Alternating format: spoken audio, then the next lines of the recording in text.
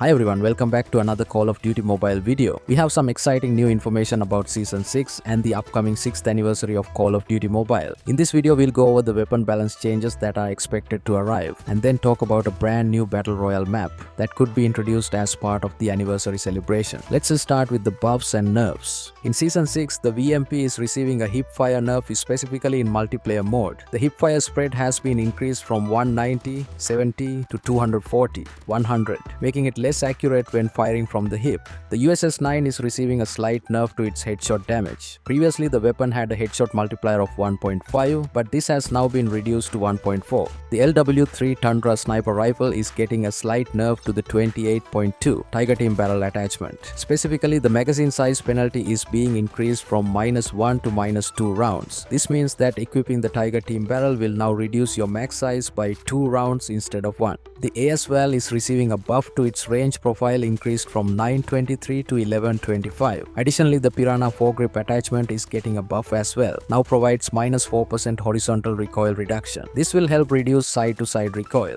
HDR sniper rifle is receiving a small buff, whereas leg damage multiplier increased from 1.1 to 1.2. This means that shots to the legs will now deal slightly more damage. Kilo 141 is receiving some notable buffs. The lower arm damage multiplier has been increased from 1 to 1.1. Additionally, the YKM integrated suppressor light attachment has been improved to grant a 2% increase in movement speed and a 12% boost to ADS movement speed. KN-44 will see an increase in its lower arm damage multiplier from 1.1 to 1.15. Additionally, the OWC Ranger attachment for the KN-44 is getting a significant buff, with its horizontal recoil reduction being doubled from -6% to -12%. This improvement will help players control the weapon's recoil better. The CRG 20mm is getting a slight improvement in Season 6 with a reduction in its aim down sight time from 480 milliseconds to 460 milliseconds. HBR-A3 is receiving some notable buffs, specifically for multiplayer mode. Its ADS bullet spread accuracy has been improved, reducing from 21.8 to 18.6. Additionally, the damage multipliers have been increased. The headshot multiplier goes up from 1.3 to 1.4 and the chest damage multiplier rises from 1.2 to 1.3.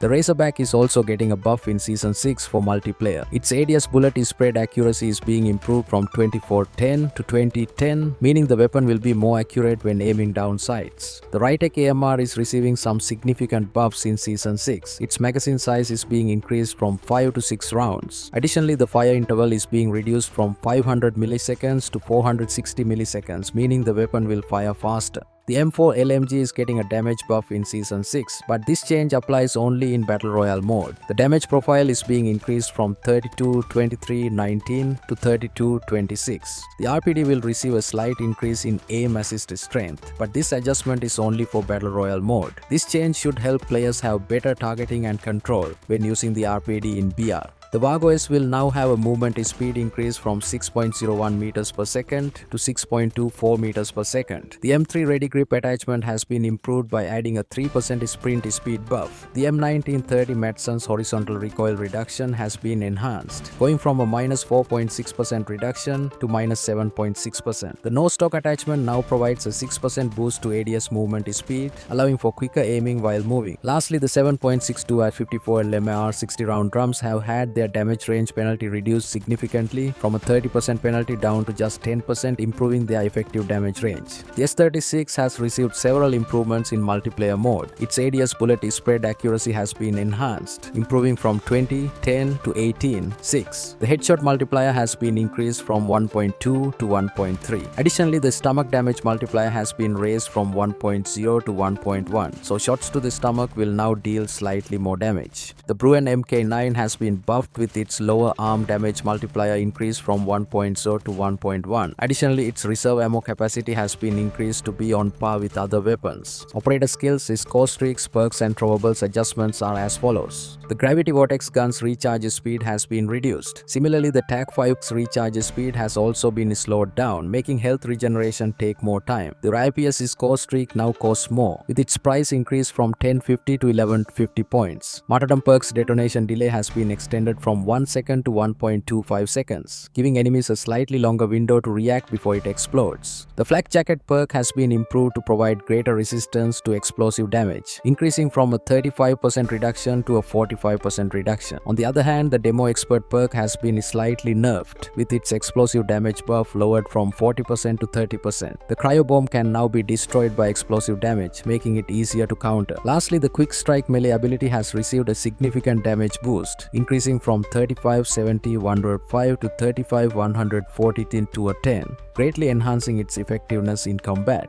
Please note that the test server balance changes are subject to change until they are officially announced. A new Battle Royale map called Urzikstan is expected to arrive in Call of Duty Mobile either by the end of this year or early next year. Urzikstan originally appears in Call of Duty Modern Warfare 3's Zombies mode, Operation Deadbolt, as well as in Call of Duty Warzone 2.0. The map is set in the city of Zaravan and its surrounding areas in Urzikstan, stretching from the eastern Hadika farms near the Black Sea all the way to the western Seaport district. It features 12 major points of interest, including Levin Resort, Popo Power, Olo Military Base, Seaport District, Urzikstan Cargo, Old Town, Low Town, Hadika Farms, Zaravan City, Zaravan Suburbs, Shahin Manor, and Superstore. On this channel, I'll be diving into each of these locations in detail in upcoming videos. So stay tuned for a fascinating series all about this new Battle Royale map. Most likely, Urzikstan will be added around the next anniversary, as that's typically when new maps get introduced. When we talk about the anniversary, we cannot forget the already confirmed free Alias Epic character skin that will be released for the celebration. This winning skin was chosen through the skin design contest, and Timmy has officially announced the winner. The winning design, which you'll see shortly, is expected to be available in November 2025, likely during the 6th anniversary event for all versions of the game. Interestingly, based on insider information, the developers want to focus on improving the movement first before introducing the new Battle Royale map. We all know that in Season 7 there will be a huge update likely centered around overhauling the overall movement mechanics to bring them much closer to what we've seen in Warzone. Adding this new Battle Royale map supports this idea, because it feels like,